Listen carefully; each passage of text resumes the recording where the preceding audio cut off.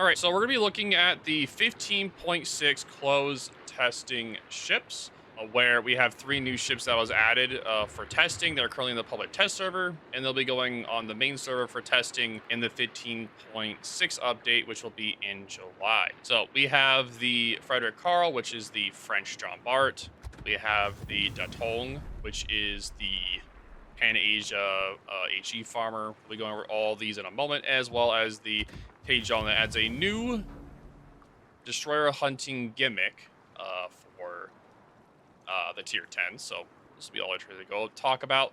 But first, all these ships are currently in testing, so their stats and I'll be showcasing are all subject to change. So without further ado, let's get started. So let's look at the armor. So this thing has it's supposed to be essentially like a Richelieu that's been brought over to the Germans. So this is 32 millimeters, 35 millimeter deck.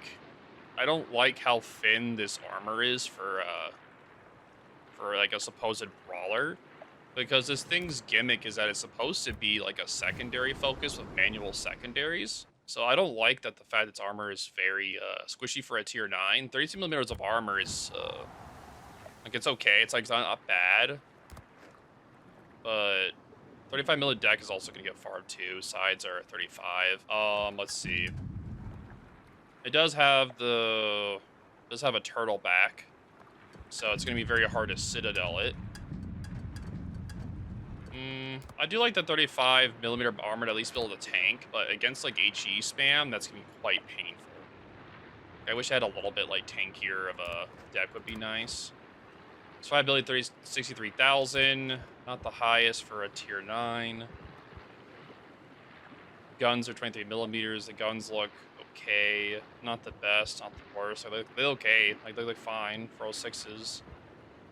A lot of secondaries on it though, but a lot of them are on the rear. So you're gonna have to show a lot of your side and rear. The pen on the secondaries are good, 38 millimeters, which means you don't have to build into IFHE. So that's gonna be pretty nice. Reload on them is okay. Airstrike range is 10 kilometers, anti-air 6 kilometers. The anti-air isn't bad for the tier either. Maneuverability 32 knots. Not bad speed. Turning radius is okay. Rudder shift is really bad. Concealment is definitely not the best. So this is what it looks like. It looks pretty good. Oh yeah. I think it looks good. It's essentially like a secondary John Bart. I know a lot of people like to build John Barts for secondaries. So them adding one in that can do that is interesting trend to see. So you have an 8% engine boost. That's nice. It lasts for 3 minutes. You can build it up to 4. Hydro is 6 kilometers. That's also nice for it. Peel's okay. The manual range is increased when you use it. So that means you're able to get the range up. So the secondaries will probably go up to like, well, if you just do this. You add this and then you do this. The secondary range will go to 12.4, and then with the flag, it will be, let's see, it'll be 13. So pretty good secondary range, 13 kilometers manual. I see this ship like so far, like the ship looks like an interesting gimmick to me.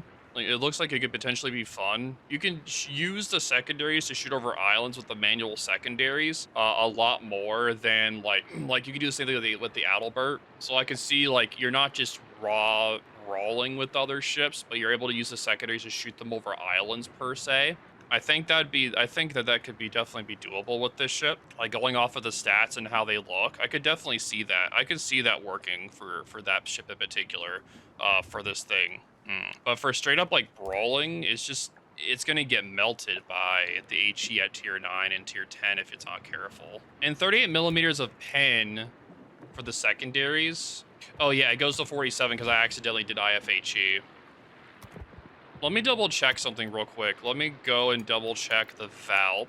I want to double check Valp armor real quick. So Valp armor, it has 32. It has a deck of 40.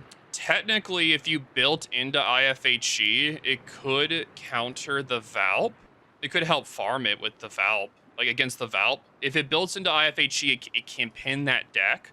So you can just aim anywhere at this giant section besides the guns, of course, and it could damage the Valp pretty well. So I could see that ship doing quite well against the Valp. I could see it. It could be a nice contender for it. Yeah, definitely interesting. I don't think it's bad. I think this ship has potential.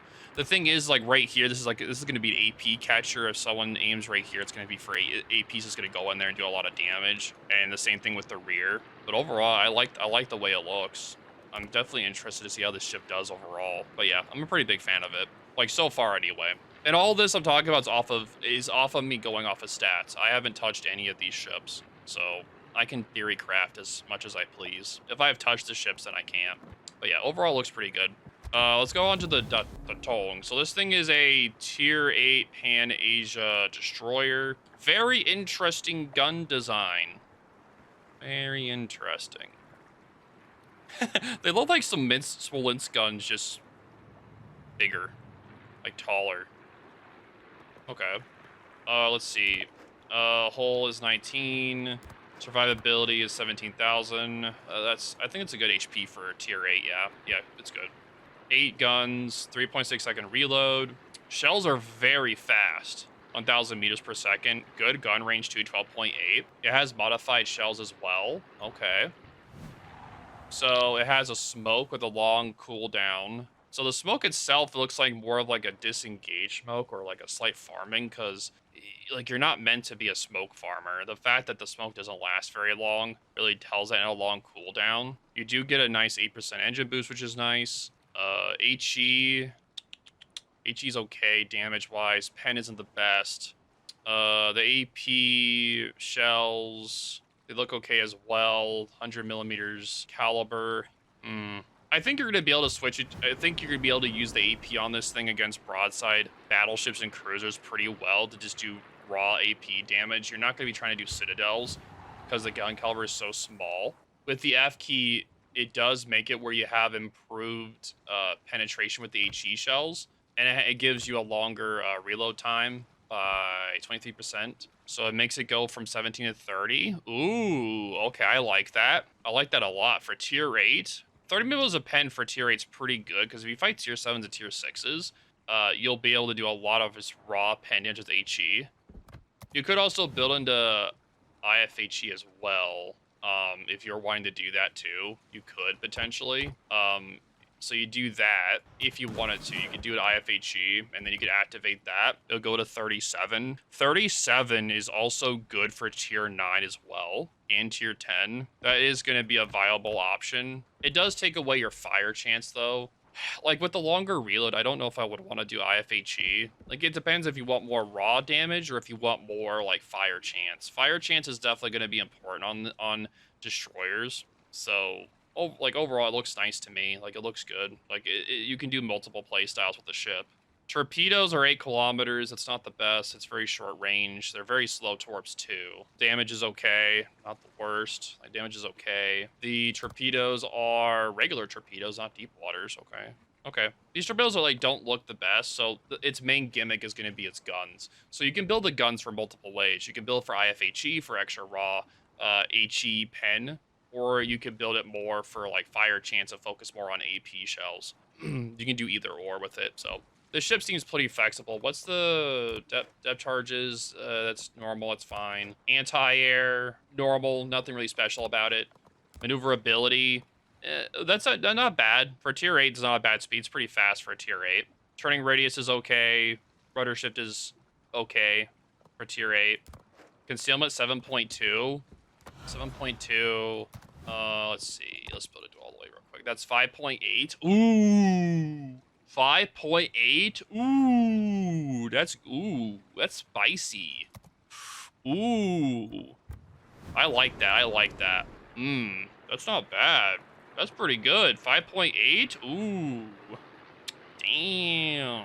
The ship does look a little bit big, so it may not be the best at like long duration fights, but this looks like a good contender for tier 8. I'm actually pretty interested in this ship and see how it does, because that's actually really good concealment for tier 8. 5.8 kilometer concealment. That's pretty good. I'm happy. That's really nice. Yeah, I like this ship so far. It looks really nice. Going off of the stats, I think this is a really good potential. 100 millimeter shells don't have the best pin, so the AP can definitely be used for like more raw damage, like I was saying earlier. So overall, this thing definitely has potential. Okay, let's go off of the last one, the Taejong. So A lot of Pan-Asia ships this time around being introduced. Get out of here, Joe! Get out of here! Go! Shoot! Go away, Joe. Shoot. Shoot. Be gone, Joe. Be gone. I'm doing video. Be away. Thank you. Anyway. So, let's see. We're doing HE, AP. So it has HE shells, AP shells, deep water, depth charges, and an F key. Okay. 30,000 HP. Not the best HP for a tier 10 cruiser. So this is how the ship looks. Okay. The ship looks pretty good. It gets a lot of torpedoes per side. Let's see. Armor, 16. Oh, yeah. So this thing is definitely not a... definitely a light cruiser. Okay. This thing does get a lot of guns. It gets 12 127mm guns. That's a lot of them. Gun range isn't the best, but I'll go over why in a minute. It does get 16 deep water torpedoes. Ooh, 16.5 kilometer range too. That's some really nice torpedo range. I like that a lot. That's pretty nice. I'm a big fan of that. The turrets are okay. Anti-air looks okay as well. Not bad. Maneuverability is okay. 33 knot speed. Turning radius looks good. Rudder shift, a little bit slow. You may have to build into that instead of propulsion because that rudder shift looks very painful. So the concealment with this thing when fully done is... Let's see. Concealment is 8.2. Sheesh! That is one of the stealthiest tier 10 cruisers in the game. Kitakami is the stealthiest 7.8, so 8.2 is insane. So it has a heal and an 8% engine boost. That's pretty nice. And it has a radar. So it has a 9-kilometer radar with a 2-minute cooldown and 25-second consumable action time. What? No, that's not base. That's built. Not base, built. So gun reload is 3.5 seconds. Penetration is 21 millimeters. The shells aren't the fastest, so they're definitely meant for like closer range engagements. And the AP shells are also okay as well. Now, when you do the F key, it makes the reload longer while making the gun range 9 kilometers. So that makes it where you are essentially only able to be spotted within 9 kilometers when you're shooting your guns. So 7.5 second reload when the F key is active. This essentially makes this ship a super strong anti-destroyer. Essentially, if this thing's on a flank and moving around and something spots it at 8.2 kilometers, you're able to radar it, and then you're able to have the F key active so that when you kill the destroyer, you then are able to go dark and leave the engagement. So if you're able to kill off whatever's spotting you really fast, you're going to be able to just nuke destroyers. Now, this has a lot of potential. I definitely see it having a lot of potential. It does. So I'm curious to see how it does during the testing process. I don't think this is going to be viable for like clan battles because a lot of clan battleships that require you to be flexible or flexibility in what you can fight against or what you can do, like going dark. This isn't going to be good for that, but I could definitely see this thing being good in other modes. So being able to like hunt down message destroyers. Its weakness is going to be submarines though. Submarines will definitely be able to avoid this thing since it doesn't have hydro and it doesn't have aerial depth charges. Submarines are going to be its main weakness because its whole gimmick is off of radars. So if the submarine's at periscope, you can't radar it, so you're cooked. So yeah. I think that make this ship really good, they're going to have to add hydro due to submarines. Because as it is, if there's submarines in the match, it's just not going to be able to do anything. And that's the problem. But yeah, overall, though, let me know what you guys think of the three. I think that all three of them, I can see them having a lot of potential. All these ships are average to great, like as what they are right now. I don't think any of them are like broken. I think all of them are in a good state. They'll definitely need some tweaks. But overall, I'm pretty happy with all of them so far. But yeah, let me guys know what you think of them overall. But so far, I like all of them so far. I think they're good additions to the game. Definitely go and let me know what you guys think of them overall. I think they're pretty good.